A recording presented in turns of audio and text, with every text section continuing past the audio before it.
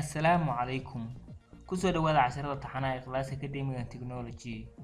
Waan ku soo qaadanay software kala duwan sida film editor-ka iyo design-ka iyo casharo kala doora.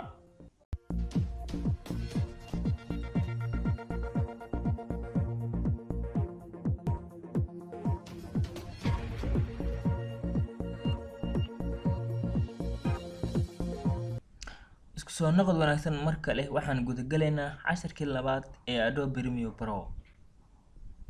Adobe Premiere Pro shalay waxaan ku soo baranay sida loo soo kiciyo iyo waliba sida loo soo doorto qaybta project-ga aad isticmaalaysid. Project-gana maanta waa kan oo ay ku qoran tahay lesson. Wax ku qoran lesson 2 ayaa ku qoran. Haddii ay halkaan mouse-ku marka hore ku saaran yahay ama meel kaleeto waxaad raadsanaysaa qaybta casharkaaga kugu qoran yahay oo project ka bilowda. Project-geena oo faaruq ah ayaan maanta halkan ka soo galaynaa. Maanta waa noo faaruq project-ga wali waxa maana soo galin. Okay, haddaba tilaabada ku xigta casharkii labaad shalay toole waxaan joognay anagoo soo gashanay muuqaal soo gashanay ayaan shalay joognay ayuu noogu dambeeyay casharkeenu. Haddaba marka muuqaal inaad soo gashatay wax muhiim ah maaha. Control Z iga dheh. Marka ugu horeysa horta waa inaad samaysatay new sequence. Halkan waa inaad sallaxatid. Halkan waa meel isku darsan laakiin waa inaad sallaxatid oo meel oo video u diyaarsan waa inaad noqoto. Haddaba si ay u noqoto waxaad leedahay file markaad tiraahdo new ba ka dooranaysaa. New na waxa ka dooranaysaa sequence ba ka dooranaysaa. Sequence marka ka dooratid waxa ku soo baxaysa boxkan ayaa ku soo baxaya. Boxkan wuxuu leeyahay 4 nooc waa ku dhex jira.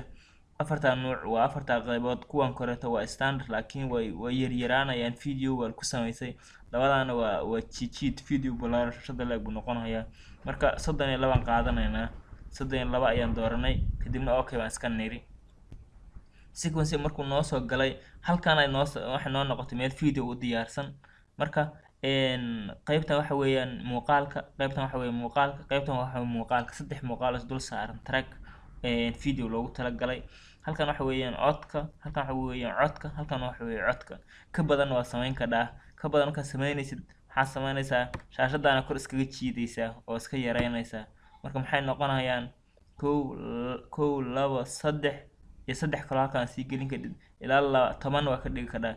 Ilaa heer ay shaashadan ka qarsoonto kor waa track oo u socon karaa. Marka shaashadana qabo saan u soo jiid. Okay, saas markay noo tahay wax yar haddaan kor ku noqono sidii shalay casharkii ahaa. Haddaba halkan aan maanta joogno oo maxaan ku raahday halkan ay iga tirmato sequence weey kan sequences.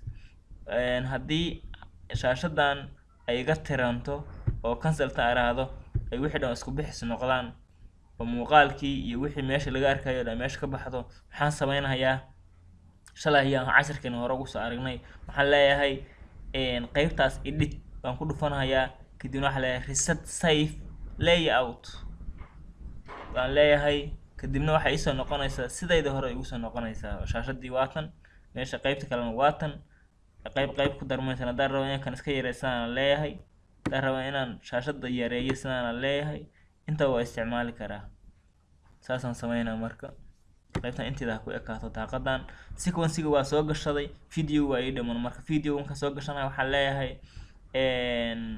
file baan gujinayaa kadibna waxaan leeyahay import oo ah soo geli. Import export waa save gareynta laakiin import oo soo geliyaan ku dhufanay. Muuqaalkan small project waa meesha noo soo galay. Waa okay baan soo niri ama open baan soo niri. Okay, muuqaalka noo gal marka halkan waxba kala ii yeelay maxay tahay muuqaalka aawe. Halkan kuwan waxa uma baahni muuqaalkii project-ga ku jira qaybta project-ga ayuu ku jira. Halkan waa sequence-gii, halkan waa muuqaalkii. Muuqaalka waa qabanayaa waa soo jiiday tan qabto. Halkan marka marayaan sii deynaya. Marka kana waa iska cancel-haya.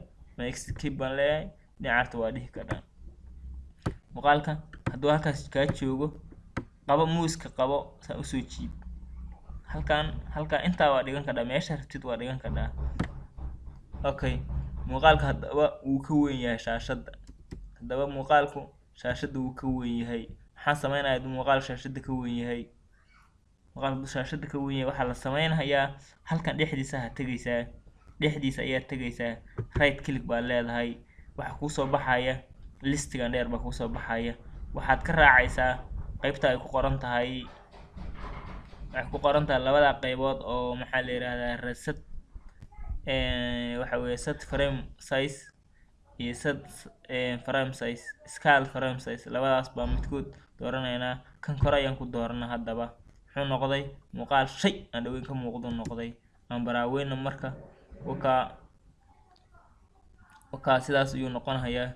marka sidaas uu baraawada u qaatay oo soconayaa.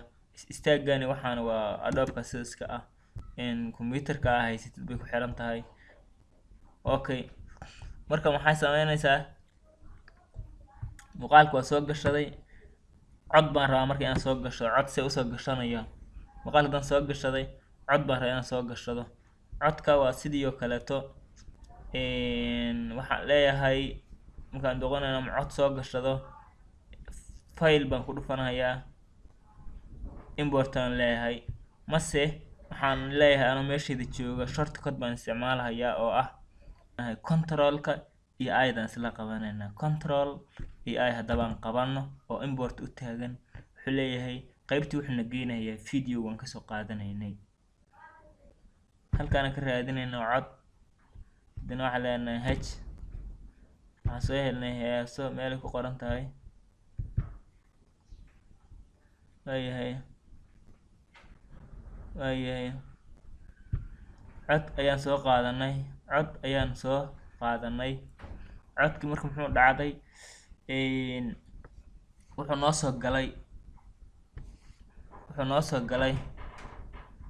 codka naga noqday control z baan niri. codkii waa ka noo soo galay, sidaan u samaysan yahay. codka dhexdaan qabanaynaa, kor baan ka dhigaynaa, may korka ma yeelayso, hoos buu iska leeyahay, isagoo qaybahan hoos codku iska leeyahay. wakaa codka dhawaaqiisa halkaas ee laga saxay. marka codka haddaad doonaysa inaad dheeraysid, dhawaaqiisa haddaad doonaysa inaad dheeraysid ama gaabisid, waxaad leedahay asaga dushiisa ku dhufanaysaa. kadib markaad dushiisa ku dhufatid ayaa boxkan wax kaaga soo baxaya, listiga yar baa kaaga soo baxaya oo ah volume iyo waxaan. marka qaybtan volumekaas ayaan furayaa. marka waxaan sameynayaa volumeka minus baan ka dhigayaa, waa yareynaya. hadda codkii lama maqlahayo, xoogaa kor baan usoo celinayaa.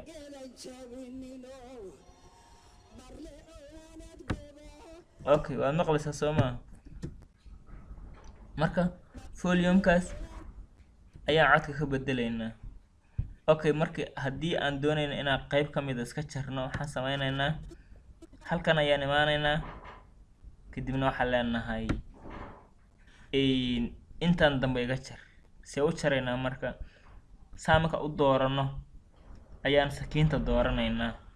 sakiinta markaan doorano calaamad waxay noqonaysaa sakiin, muuskeena dhan sakiin buu noqonayaa.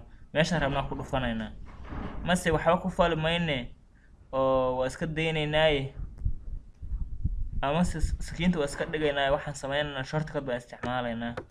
meeshii aan muuska aan saa u saarno, meeshii ay noo joogto xarigan dheer amase caarsalka midda u taqaanid, ayaa waxaan taabanaynaa xarafka c. xarafka c muxuu noqday sakiin, waa ku dhufanaynaa. markaan ku dhufano laba u kala noqday. waxaan misana taabanaynaa xarafka v baan taabanaynaa. xarafka v ayaan taabanay, muuska caadi noo noqday, sakiinta waa hadhay. kadibna delete baan leenahay intaan na rabin. soomaad garan. marka saasa u isticmaalaysaa. saa u saar muuska, xarafka c riix, ku dhufo meesha karti ka jar, kadibna v riix, sakiinta way tagto.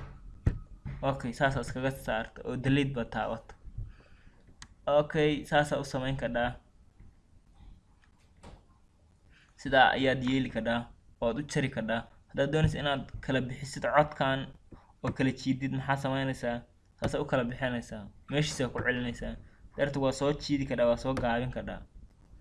okay, muuqaalku ma dheeraanaya asagoo inta ma dhaafayo, laakiin waa yareyn kadhaa.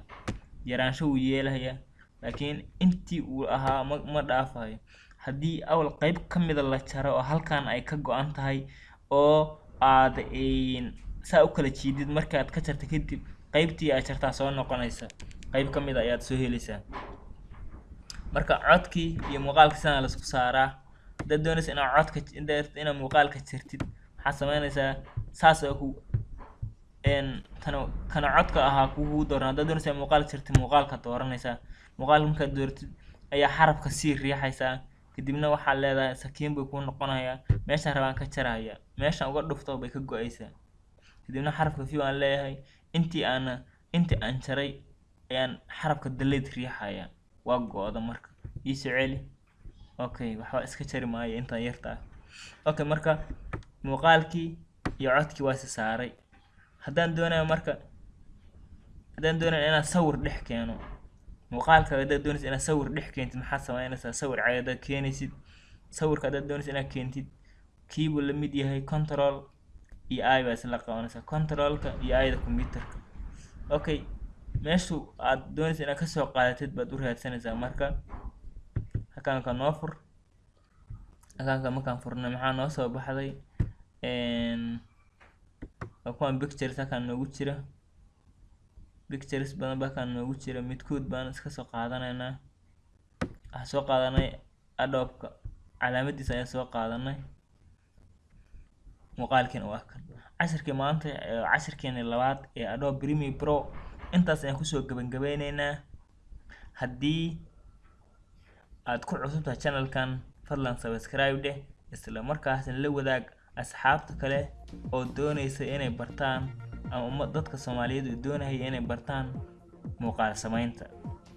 haddaba Ikhlas Academy and Technology waxay u taagan tahay in ay idin barto xirfadaha muuqaal samaynta. haddaad doonaysa inaad noqotid film editor si professional u barta, nagu soo biir. magacaygu waa Cabdinaasir Axmed Jaamac.